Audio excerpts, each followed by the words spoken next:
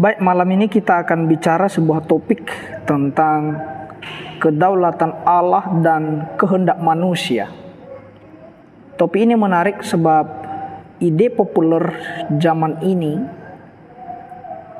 mengatakan bahwa manusia memiliki kehendak bebas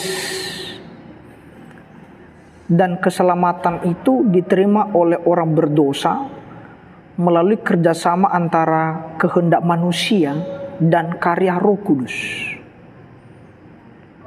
Bahkan jikalau kita memperhatikan pendapat-pendapat dari kaum Arminian mengatakan bahwa karya Roh Kudus itu di dalam menginsafkan orang berdosa dianugerahkan secara sama, baik kepada orang bertobat maupun yang tidak bertobat. Tetapi orang yang bertobat, mengapa mereka bertobat? Karena mereka menerima kuasa Roh Kudus itu dan setuju sehingga mereka dapat diselamatkan. Tetapi kalau orang yang tidak bertobat, mengapa mereka tidak bertobat? Karena memang mereka menolak daripada karya Roh Kudus dan tidak dapat diselamatkan. Tentunya ini bertentangan dengan firman Tuhan yang mengatakan Roma 3:11. Tidak ada seorang pun yang berakal budi, tidak ada seorang pun yang mencari Allah. Dan kita melihat Efesus pasal yang kedua ayat ke-8, sebab karena kasih karunia kamu diselamatkan oleh iman. Itu bukan hasil usahamu, tetapi pemberian Allah. Jadi manusia sudah rusak. Manusia tidak berakal budi dan tidak ada yang mencari Allah lagi. Kalimat yang penting bahwa manusia di dalam dirinya sendiri tidak ada lagi kekuatan untuk menyelamatkan diri sendiri dan mencari Allah, dan tidak ada lagi kekuatan untuk menerima Kristus. Mengapa demikian? Sebab akal budi manusia berada di dalam perseteruan terhadap Allah. Itu di dalam Roma pasal yang ke-8 ayat yang ke-7 tercatat demikian.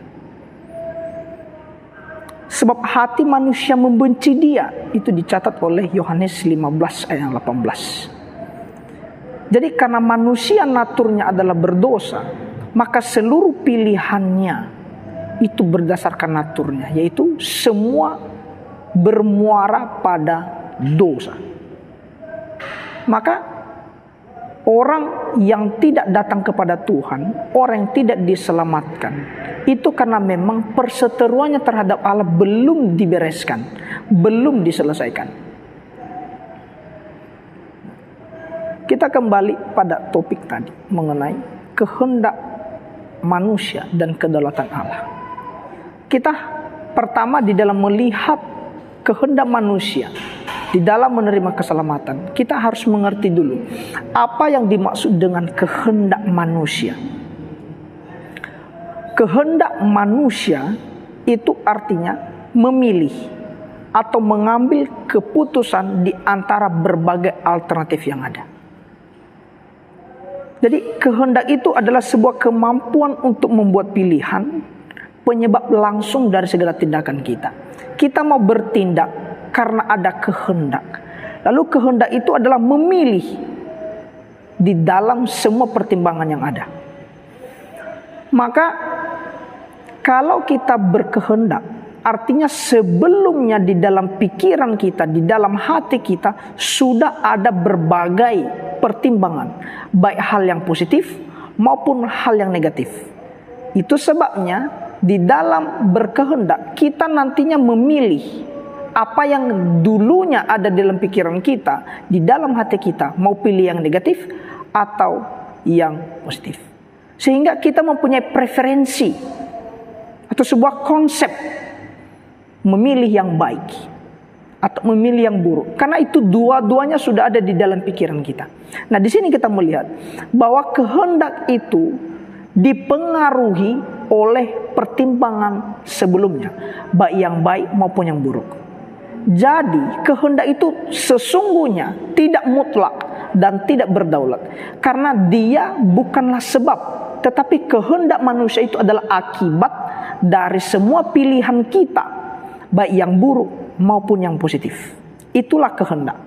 Jadi kehendak itu tidak berdaulat. Nah, kita melihat sekarang, ketika kehendak itu dipengaruhi oleh sesuatu, yaitu berbagai pertimbangan, baik hal yang negatif maupun yang positif. Jikalau kehendak itu ditentukan atau dipengaruhi oleh sesuatu, maka tentunya sesuatu itu ada yang menentukan, ada yang mempengaruhi. Nah, sesuatu atau semua yang mempengaruhi kehendak itu ada beberapa pengaruh. Bisa dari kedagingan kita, dunia ini. Bisa dari pengaruh si iblis. Dan bisa dipengaruhi oleh pimpinan Roh Kudus, yaitu Allah sendiri. Nah, mengapa demikian? Mengapa kehendak itu justru berpusat pada hati dan pikiran kita?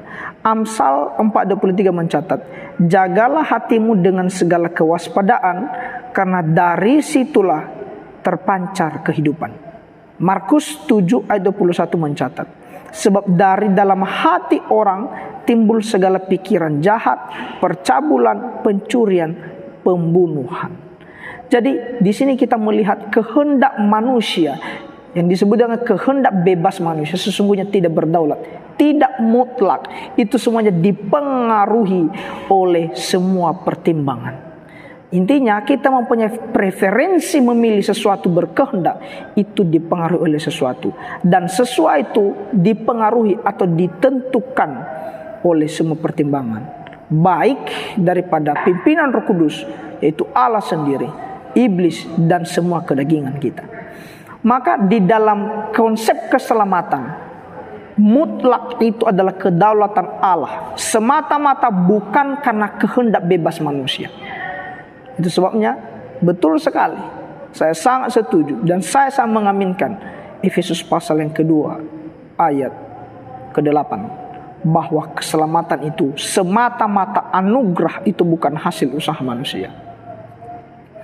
Jadi di sini kita mengerti, kalau orang berdosa dibuat sebuah pilihan bagi dia, mana memilih berbuat dosakah atau memilih yang baik, sudah tentu dia akan terjerumus untuk melakukan hal-hal yang berbaur dengan dosa. Karena kenapa? Hatinya, pikirannya, naturnya awalnya sudah dipenuhi oleh dosa itu sendiri. Tetapi orang yang dibaharui oleh, yang dipimpin oleh Roh Kudus, orang yang mendekat daripada panggilan itu, menerima panggilan itu, dipimpin oleh kuasa Allah, maka dia akan memilih hal-hal yang baik untuk kemuliaan Allah. Mengapa demikian? Karena hatinya sudah dibaharui oleh Roh Kudus. Jikalau kita mengandalkan natur manusianya, pasti tidak mungkin mencapai apa yang diinginkan oleh Allah. Karena mengapa? Dia naturnya adalah berdosa. Tetapi perlu ada lahir kembali atau pembaharuan daripada Roh Kudus. Diberikan hati yang baru oleh Tuhan Allah, sehingga mampu mencapai, mampu melakukan apa kehendak Tuhan itu sendiri. Itu sebabnya Filipi pasal yang kedua ayat ke-13 berkata, karena Allah lah yang mengerjakan di dalam kamu baik kemauan maupun pekerjaan menurut kerelaannya. Dan kalau kita melihat ayat yang penting sekali dalam Yehezkiel 36 ayat 26, kamu akan kuberikan hati yang baru dan roh yang baru di dalam batinmu, dan aku akan menjauhkan dari tubuhmu hati yang keras, dan kuberikan kepadamu hati yang taat. Jadi Allah yang berdaulat itu memberikan hati yang baru, pimpinan Roh Kudus, sehingga kita menerima keselamatan yang daripada Allah juga. Jadi dia adalah yang berdaulat semata-mata bukan karena kehendak bebas manusia.